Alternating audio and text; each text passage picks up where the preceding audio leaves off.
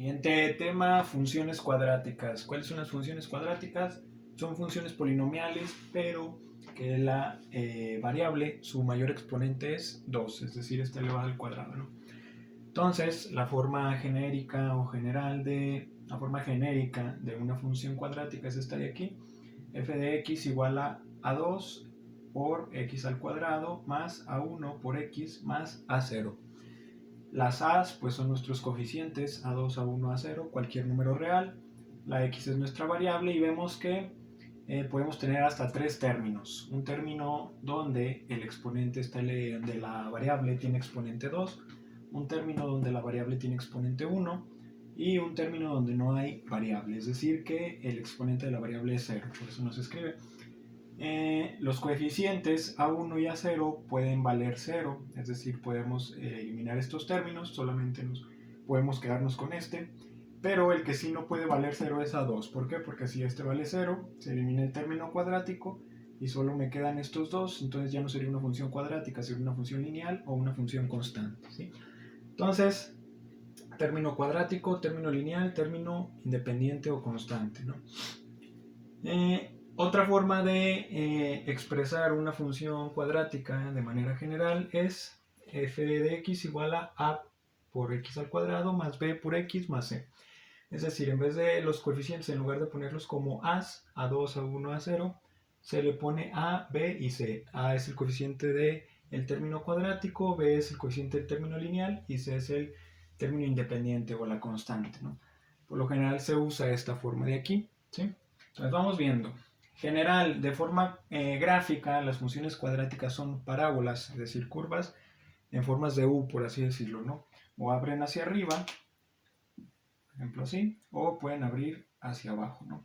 Entonces, una función cuadrática es eso, son parábolas, ¿no? Entonces vamos viendo, primero, el grado. El grado de una función cuadrática es el exponente más grande de la función. Entonces, el exponente de una función cuadrática, el exponente más grande es el 2, ¿no? Entonces, el grado siempre de una función cuadrática es 2. O al revés, si me dicen tengo una función de grado 2, yo ya sé que es una función cuadrática. Término principal va a ser el término que contiene dicha variable con el exponente más grande. Por lo tanto, va a ser, vamos a manejarlo con estos coeficientes, ¿va? Porque es más común en los libros que aparezca así, con A, B y C, en lugar de A2, A1 y A0, pero es exactamente lo mismo, ¿no? Entonces, grado 2, el término principal sería que tiene x al cuadrado, que sería ax cuadrada, término completo. Término independiente sería el que no tiene variable, es decir, la c, ¿no? Entonces, c. Y los coeficientes pues serían a, b y c. Los tres, ¿no? Teníamos tres coeficientes. Puede darse el caso que b y c valgan 0, vuelvo a repetir. ¿Qué pasa con la es importante? ¿Por qué? Porque no puede valer 0, pero puede ser mayor a 0 o menor a 0. Si tenemos una función cuadrática en la que a es mayor a 0, la parábola que vamos a obtener siempre va a ser una curva que abre hacia arriba, algo así, ¿no? Como una U, abre hacia arriba. Caso contrario, si tenemos que a es menor a 0, es decir, tiene un valor negativo, la curva va a abrir hacia abajo, ¿sí? Como una U invertida. Abre hacia abajo, entonces a es menor a 0, ¿no? Igual, si vemos una gráfica, una parábola que abre hacia arriba, de antemano podemos determinar que a es positivo. Caso contrario, si abre hacia abajo, podemos determinar que a es negativo. Siguiente, el vértice. El vértice de una parábola, por ejemplo, una parábola que abre hacia arriba, el vértice es el punto más bajo donde la parábola cambia de dirección, ¿no? Viene de arriba hacia abajo, llega a ese punto y se dobla, ¿no? Vuelve a subir. O caso contrario, si tenemos una parábola que abre hacia abajo, aquí vamos hacia arriba, hacia arriba, hacia arriba y llegamos a un punto aquí donde se dobla, ¿no? Cambia la dirección y empieza a bajar. Entonces, este punto, o ya sea el otro, cuando la parábola es así, abre hacia arriba, esos puntos se conocen como vértices de una parábola. Es el punto más alto o el punto más bajo, dependiendo de cómo abra la parábola. Entonces, los vértices son importantes porque nos van a decir nos van a dar una orientación de dónde está mi parábola. Otra cosa importante en los vértices es que respecto al vértice de manera horizontal, la parábola es simétrica, ¿no? Lo mismo que hay a la derecha del vértice tiene que ser exactamente lo mismo que hay a la izquierda, ¿no? Entonces, es como si trazáramos un eje de simetría a través del vértice. Lo que hay a la derecha es exactamente lo mismo que hay a la izquierda. Esa es otra propiedad del vértice. Y el vértice es un punto, y cuando lo llevamos a una gráfica, pues es un punto que tiene coordenadas cartesianas, ¿no? Y por lo general lo expresamos con las letras h y k. Es decir, h, el valor h, es la coordenada en x, el valor en x de dicha coordenada, ¿no? Y la k es el valor en y de la coordenada de ese punto. Entonces, un vértice es un punto en un plano cartesiano. Por lo tanto, sus coordenadas tienen que tener dos valores, ¿no? Una para x y una para y, una abscisa y otra ordenada. Entonces, aquí vamos a tener dos números separados por una coma, es decir, una coordenada. Y hay unas formulitas que nos sirven para encontrar el vértice, es decir, h y k, siempre y cuando conozcamos a, b y c. Para h, la fórmula es menos b entre 2 por a. Signo menos en la fórmula b es el coeficiente del término lineal entre 2 por a, el coeficiente del término cuadrático. Y para acá tenemos menos b cuadrada menos 4ac entre 2 por a. Menos también siempre tiene que llevar menos la fórmula b al cuadrado, coeficiente lineal, menos 4 por a por c. Por a por c, todo dividido entre 2a. Entonces estas dos formulitas nos van a servir para encontrar el vértice HK siempre y cuando conozcamos A, B y C. El dominio de una función, digan una parábola, pues tiene un cierto límite cuando la vemos de manera vertical, es decir, viene hacia abajo y se regresa. O caso contrario, va hacia arriba y se regresa. Hay límites, pero son verticales.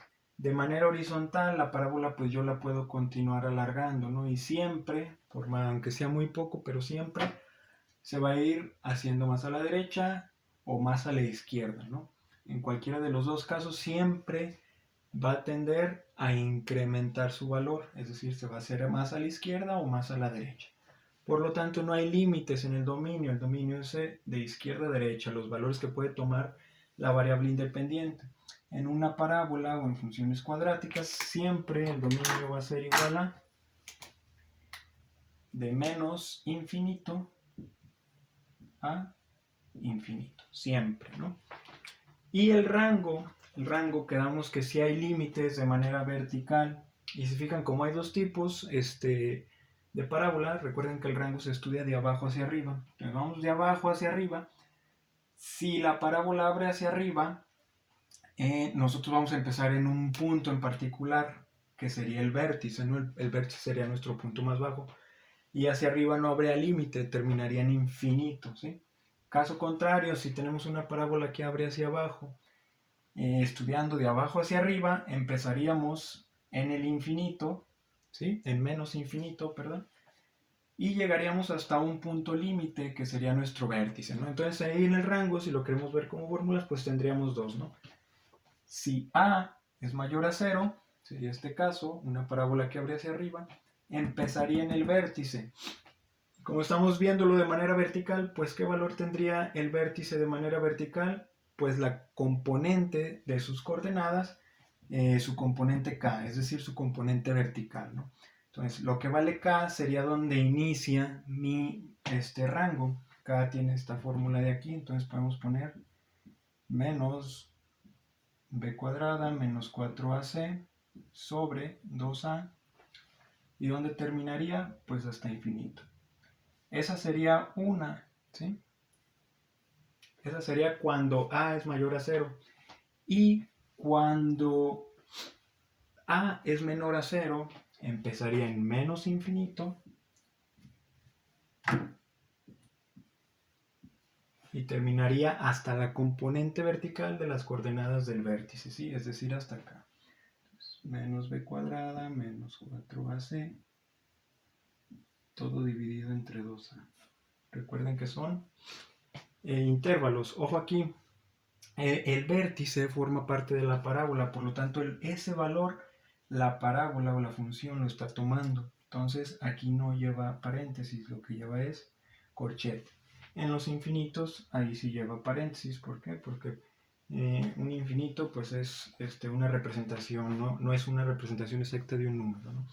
Igual acá cerraríamos con corchete, ¿sí? ¿Por qué? Porque es el valor exacto del vértice. Entonces el rango es corchete paréntesis si a es mayor a 0 o paréntesis corchete si a es menor a 0. Esto es para a mayor a 0, empezamos vértice, terminamos infinito. Y para a menor a 0 empezamos en menos infinito y terminamos en el vértice, en el valor, en la componente vertical del vértice.